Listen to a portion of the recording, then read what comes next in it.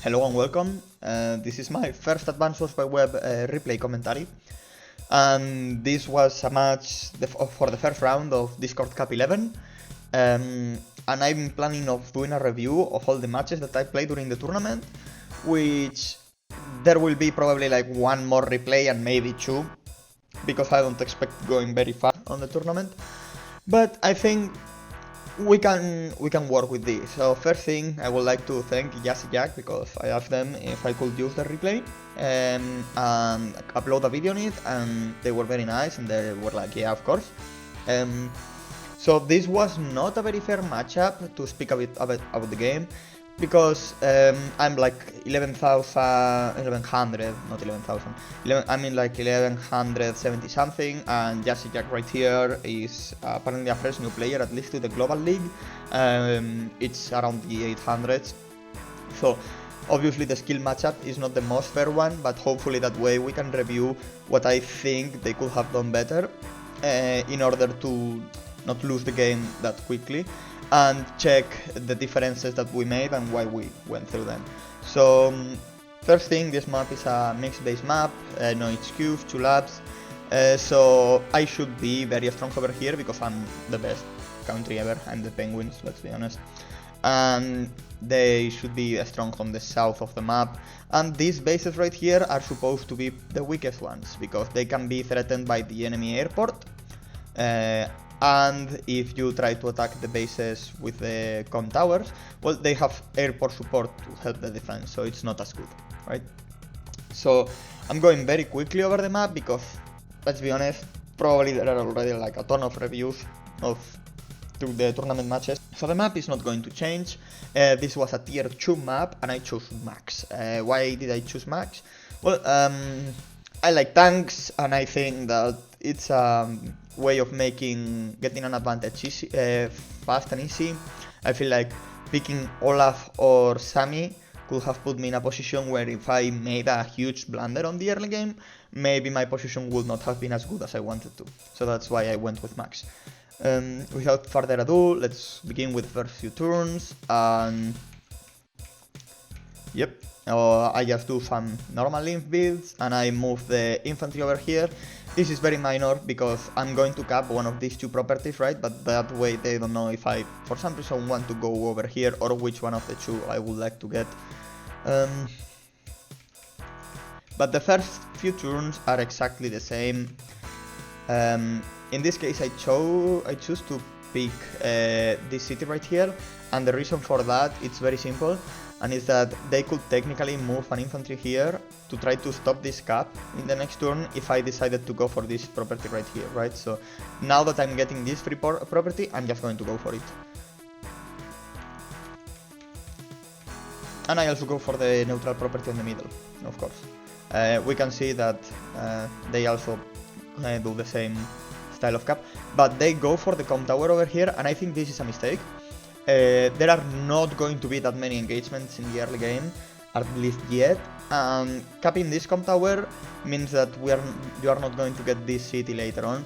It is not a problem to get very early com towers, but in my opinion it's better to get a com tower when you feel like the action is going to happen, because you are not going to lose that much income. You know, you can get like maybe 2,000-3,000 more income over time by just getting a property first, which can help you in your builds.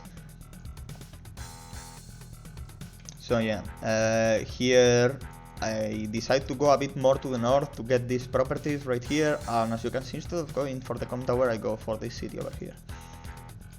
I begin capping this neutral property and begin setting up to get these captures over on the sides. And they finish the com tower cap and keep going for these neutral properties. One thing to mention is that I skipped this cap to go for this one, and the reason why is because I feel like getting this cap once tanks start coming out can be pretty hard because of their big movement, right? It will be here in like 2 turns, so easy for them because of 2 base pressure. I thought so I thought it would be better to just capture this city right here. Yeah, sorry, I forget how to count sometimes. I get my cast and I begin going for the sides. But one thing you will notice is that I'm going to push quite heavy on both sides actually, and I finally begin going for the com tower cap. And the reason behind that is because you will see that I will finally get a vehicle on my next turn. So that means that vehicles will start coming soon, and we want to have the com tower before the vehicle engagements happen. Oh, one thing noting is that they move this infantry over here, but this is not a good attack, and you will notice not a good attack, I mean a good move, because so far everything seems pretty normal in the capture game. They are threatening this city, something that I have not been able to do, so this is something they've done way better, in my opinion. But here we start seeing some mistakes. Okay, so the first mistake is this infantry right here. Okay, this infantry right here is going to be able... I cannot attack it, so it technically can be free. So technically it's not free, because if I want a free hit, I need to stop my caps, right? This cap right here. But that doesn't matter. The truth is, the infantry here is not going to be able to do anything. If I want to get this cap, I'm going to get this cap, because I have like 2 infantry and they will take even less time than him to reinforce. The other mistake that I don't like, it's putting the infantry on this city right here, and on this forest. Mountain right here, sorry. It's the nerfs. Why? Because it means I'm going to have a first strike on this infantry.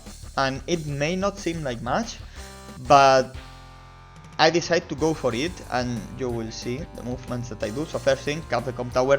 First thing you do every turn, if you have, finish your caps, okay? You don't want to have attacks without capturing the com tower. We don't want that. So we begin the caps, we begin these caps. Yeah, I mean, he can stop this cap right here, for example, right? But he can stop this cap right here too, but actually with 2 infantry even. But at least for now. But what's the thing? He's going to attack, and I have more infantry support, right?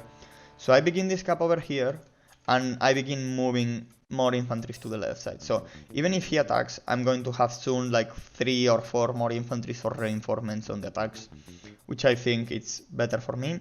But we will also see how I have a first strike here. Why? Because no infantry can reinforce over here. Oops. No infantry can reinforce over here. So this is a first free hit that I'm getting on this infantry, which may not seem like much, but you are going to notice, okay, that all of these free hits and all of these free infantry that I'm going to be picking up during the game is the thing that makes the difference, okay? Yeah, infantry are cheap, infantries are only 1,000, that's fine, but you have to take into account that you can only build 1 infantry per base per turn. No, sorry, you can only build... A base can only build 1 infantry per turn, okay? And building an infantry for that base, it's the same as building a tank, as building a mega tank even, or whatever. It's taking 1 whole turn of that base. So when you are sacking 1 infantry, when you are sacrificing that 1 infantry, you are not really sacrificing only 1,000 gold, you are also sacrificing this unit count, and you are going to notice how slowly I start picking up free kills everywhere, and suddenly he's going to have no units to fight, okay? So I get the first strike here, but I also send this penguin over here to reinforce, so even if they move this here and they take an attack here, I can just have another 2 attacks into their units. And I build a tank on my strong side over here because I want to threaten... no, I want to reinforce the right side. Sorry. There is nothing to threaten over here yet. And I also build a recon. Why? Because I feel like these infantries can push the right side, and these infantries can also start pushing the right side, so I wanted something. And if I create this recon right here and a tank, and I move both of them to the right, I'm going to have quite a bit of control over this side of the map. And I decide to not move this penguin, because moving it to the north or moving it from this position means the enemy is going to get a free hit pretty much, and I don't want that. And I also want to keep control of this city right here. So he takes an strike, yeah, my infantry is in a very bad spot right now, but if he wants to survive, if he doesn't want to lose this infantry, he needs to move this one to the north too, or this one to the north. He needs to do something. Probably this one to this forest would be better so my infantry doesn't hit from there. Begin some caps. Now we are going to go a bit slower, takes a hit here. That's good, but what happens when he does this? It's very simple. He's doing this, so I'm going to just retreat this infantry, for example here, have a first strike here, he cannot counterattack again. Right? So he's forced to build a tank. But even if he builds a tank, he is still not covering this position. Right? So it doesn't matter. Oops, I keep moving the mouse. It doesn't matter, because I'm going to be able to get one free kill here.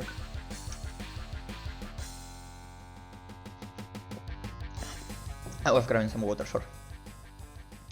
So, more infantry movements so far. First strike here, it could be good, okay, we will see. We have tons of infantry coming over here. But he's moving all of these infantries he had, well, at least this infantry he had, he could have put it here, for example, right? To have a bit more of pressure on the right side. But it doesn't matter too much if he has pressure on the right side, because I have a recon.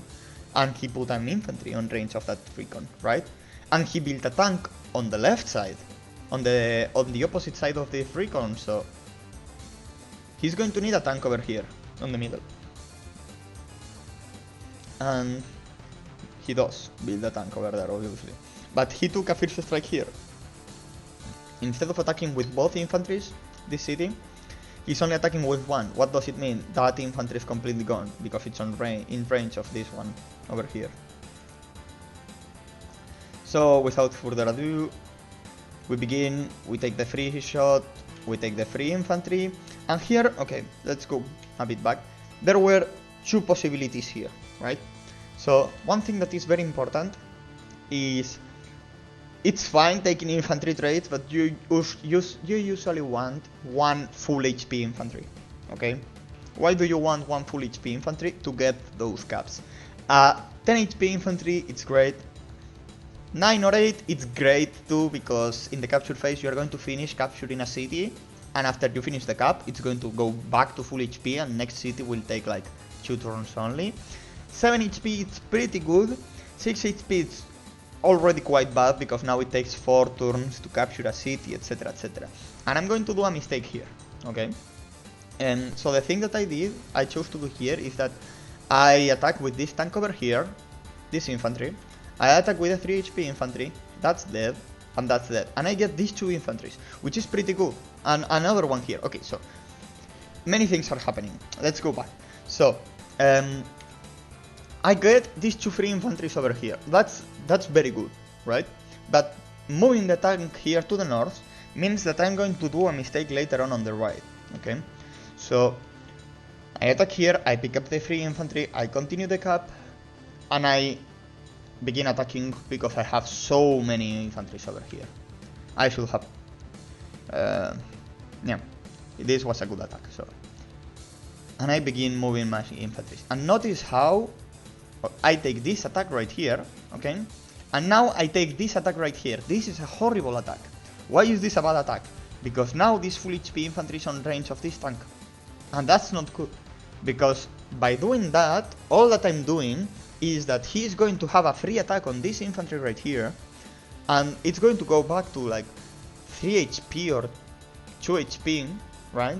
And now I have no infantries on this side of the map. I don't have any infantries with full HP in this side of the map, which means that even if I have a recon and I should be having control of these 3 properties, I am not going to be able to capture them. 4 properties, sorry. I am not going to be able to capture them because I don't have healthy infantry. Okay, you're going to notice it. I keep moving. I'm like, oh, I'm going balls to the walls, right? At this point I notice that I have a tank here. He needs to have some kind of response, so probably this tank is going to go to the north and this tank is going to go to the right because he has a first strike on this infantry, and he's going to be able to threaten this recon right here. So I'm like, okay, this is probably safe moving them so far. And I built another tank. What does it mean building another tank here? Another turn that this side of the map is not going to have any infantries. it might have been even better. Maybe the right play here would have been to build a tank here, an infantry here, and just take the extra time to send the tank to the right, because that way at least the infantry reaches sooner. So we are going back to Jazzyjack's turn, and notice how I'm putting my infantries in such a way where I am not making it easy for him to get first strike on my units. He does have a first strike here, right, but then it's going to get attacked by like 3 infantries. But in your weak side you don't want even trades, because they have the twice as many bases as you, right? And one thing that you have to notice is that he has 19 units and I have 26. He's going to build 4 units this turn, right? So he's going to be at 23. But that means that I already have like 3 units on advantage. So we are going to see that number slowly grow and grow and grow during the game. They take that first strike. I knew it was coming. It was a mistake from me. I shouldn't have put the infantry over there. And they begin this cap. But they make a huge mistake at this point. Okay, you will see. This turn is a really big turn. It's my turn. They build a tank here, but they don't build anything on this base. And what does that mean? Well, that's very simple. I'm going to block it with my infantry. I'm going to block this base with my infantry. This means that either he uses both of his tanks this turn to stop the cap and be able to build something, or he's going to lose 1 building turn. So that will be like another +1 unit count for me. Which means that this infantry, this turn, is going to have a value of 14,000. Because it's going to take 2 tanks out of the fight.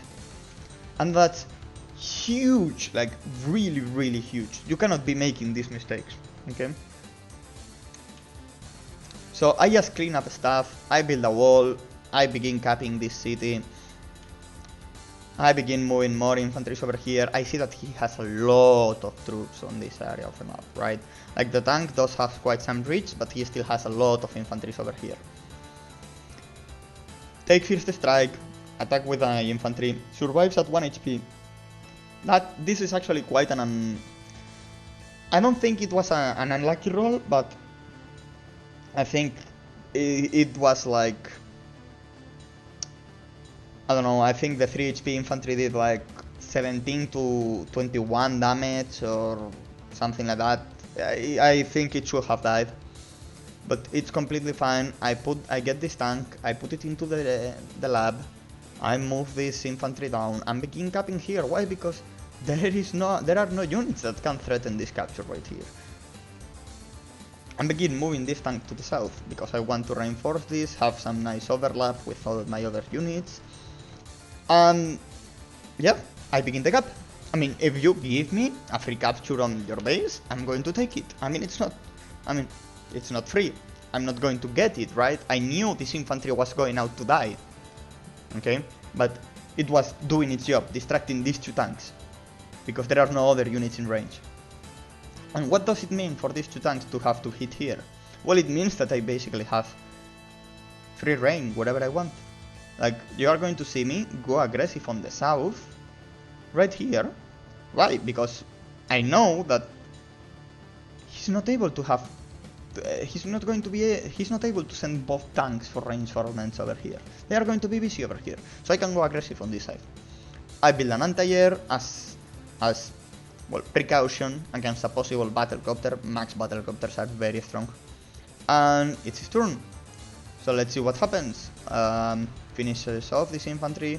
Both tanks finish off this infantry on the base. This is a suicide mission. This right here, it's a suicide mission. This infantry has been sent to die. Okay? You can't be making these sacrifices. We are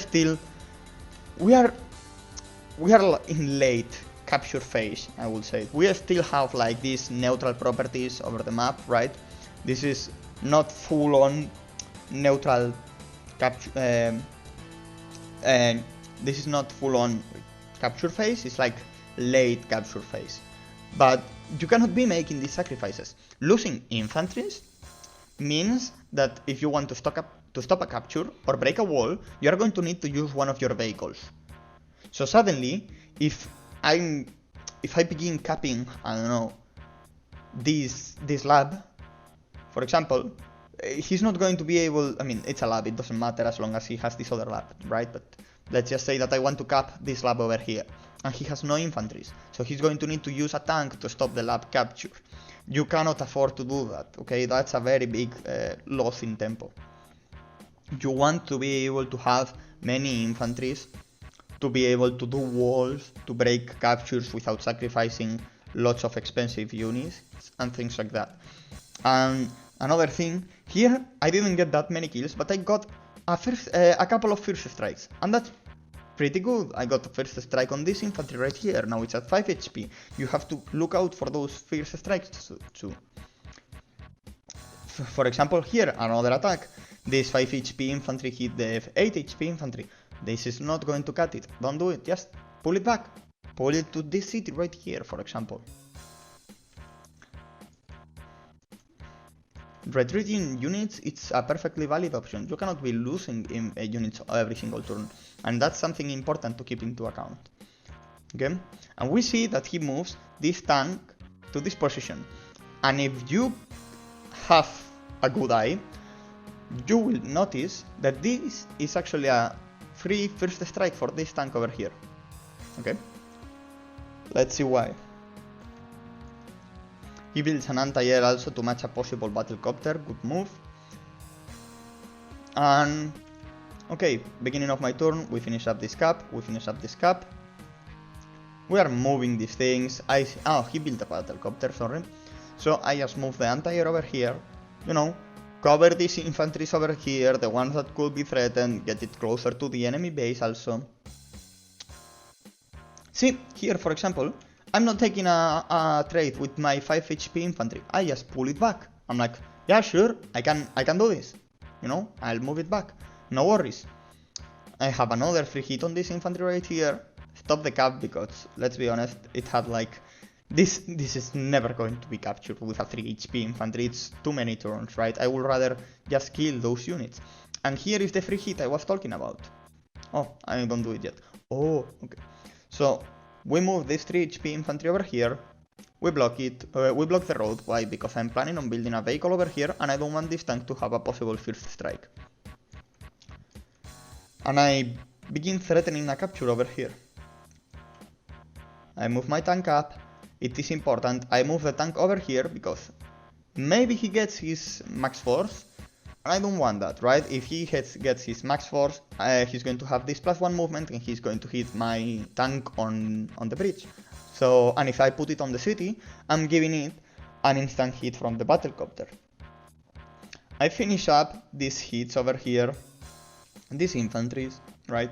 Like, at this point, I'm just getting the free units. Look at this, it's day 8 and I have 12 units more than him. And I haven't done my buys yet. This is why it's so important to not give free hits. Like here, for example, I just take a free hit over here. But there are 2 plans for this, right? So the first one is I do a hit here, getting into this forest. Why this forest? Because it's going to be on range of this factory over here. And I attack here. And this is the free hit I was talking about. Why? Because now all I have to do is begin a cap here. Okay, and when I'm building my units, I build a battlecopter, and the battlecopter is going to be able to hit the city. So what's going to happen is his turn is going to begin, this tank is going to go back to 7 HP. If the tank attacks, my battlecopter is just going to finish it off. If the tank doesn't attack, well, then I got a free hit. And if he builds an anti-air, this tank over here that hit the infantry is just going to block it. And it's going to get a free hit. He needs, right now, to stop the push that it's coming right here, with these 2 tanks and this battlecopter, he needs an anti-air and a tank, but there is only 1 base over here, right? So, he doesn't have a proper answer for this push right now that it's happening on this side of the map.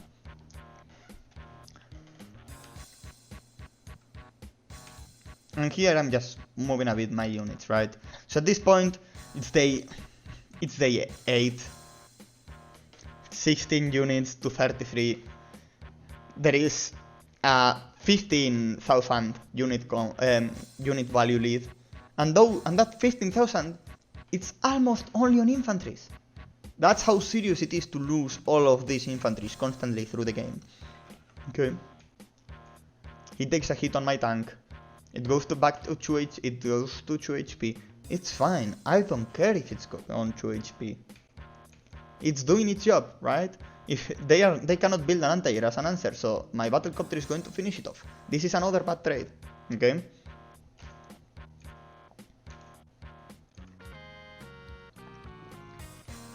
So many things happen here. He's trying to threaten this cap. It's not going to happen. I have this infantry right here. I'm just going to move into the city and attack. Begins this cap. It's not going to happen. I have an anti-air. I have 1, 2, 3 healthy infantries and 3 damaged infantries. This infantry is dead. It's going to die. Don't sacrifice units like this, guys. And move the battlecopter down. But I have an anti-air. I have an anti-air. Attacks this infantry, kills it. It's fine. This infantry right here, it did its job, right? Oops, it did its job. So I'm fine with it dying. Takes an engagement on me from the mountain. Honestly, I still don't like the engagement. Why? Well, he doesn't have units. Look at this. I have a ton of units over here, a ton of units over here, and a ton of units over here. Like, all of the sacrifices he's slowly been doing during the game are the things that that are setting him back so much. Moves the tank to the left, which gives me a first strike, actually 2. Moves another tank to the left, and builds a tank and an infantry. Builds a tank on the north over here, which is fine for me because I'm going to have my troops, right? And it becomes my turn. So my turn begin with the pre-planned stuff. Hit this infantry right here, tank right here. We begin this cap because it's a freebie. Kill this infantry over here, and I'm so close for the CO power right at this point. Begin this cap right here, so I just attack over here. Yeah, I took a lot of damage, but what? Now I'm going to use the max force, and honestly, I could have probably played the turn without the max force, but I thought that if I just finished off clearing some units after this, he would concede the game at this point, because this match is pretty much on resign position. I have 15 units more than him in day 9, and now the strong hits are beginning to come. So the main reason why I did the max force was not for these infantry trades, but here, bam, bam. Suddenly he's lost 2 tanks pretty much. Right? He's going to have max blast. Sure, go ahead, use it. You don't have the unit count, you don't have the vehicle count. If you use max blast, he's going to spend most of the time hitting like this tank, and it will be around it, more or less. So it isn't that much. I begin this lap cap. At this point I'm like, sure, you know, move this back. My plan was healing the tank on this city right here, trying to conserve a bit my low HP units, you know. And overall I could have built a tank here. I was thinking about it, but it would have been hit by the battlecopter. Building an anti-air is not necessary because this battlecopter is over here. So everything seemed fine, and here comes day 9, his turn. This is a resign angle. Not much you can do. Sacrifices the anti-air into my tank over here. Takes a shot at my 8 infantry, uses max force, destroys this tank over here, has a first strike over here, which is a complete suicide, has an attack on my battlecopter, and he resigns. So, the reason why I think there can be a lot, especially lower rated people can learn from this game, is because I didn't do anything special, okay? All that I did was try to minimize the amount of free stuff I was giving him and trying to get all the free stuff he was giving me, okay? There are 2 rules in Advanced Wars by Web. Rule number 1 is eat free dudes. Rule number 2 is don't give the opponent free dudes, right? And he broke the 2 of them. So you need to be careful. I think this match is a very good example of why it is important to conserve your infantry. You cannot be reckless, you cannot be suiciding your infantry constantly, right? Because it seems like you are only losing 1 infantry here and there, you know, and suddenly you are like, well, where is my army? And it turns out that you never allowed yourself to have an army, because you kept losing dudes every single turn, okay? And that's the important thing you have to take into account. Try to reduce the amount of suicides. In my part, for example, I also did some mistakes. Notice when I mentioned that I gave him a free hit on the infantry I had over here at full HP. Well, because of that free hit I gave him, these 3 cities were not capped. So I have been controlling the right side of the map since turn... let me check. So from here, okay, day 7, I've had full control of this side of the map, right? Of the right side. Even with all the control I had on the right side of the map, I still wasn't getting any captures done.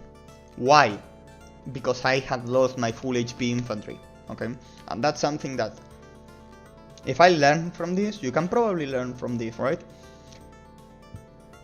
So I think that the 2 things that you need to take into account this game are: try to reduce unnecessary trades that are not going to benefit you, okay? Especially before the capture phase, you don't want to lose those units. And also remember that having control of an area without infantry, it's a huge mistake, okay?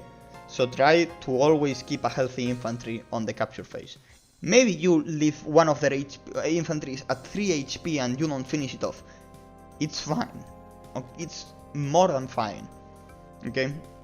Try to have a full HP infantry. If you can't have full HP infantry, try to get a 7 to 10 to 9 HP infantry, okay?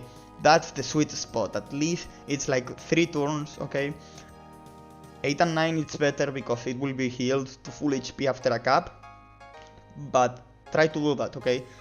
Here it would have been way better for me if instead of hitting with this infantry over here, if instead of hitting here I have just begun a capture here, right?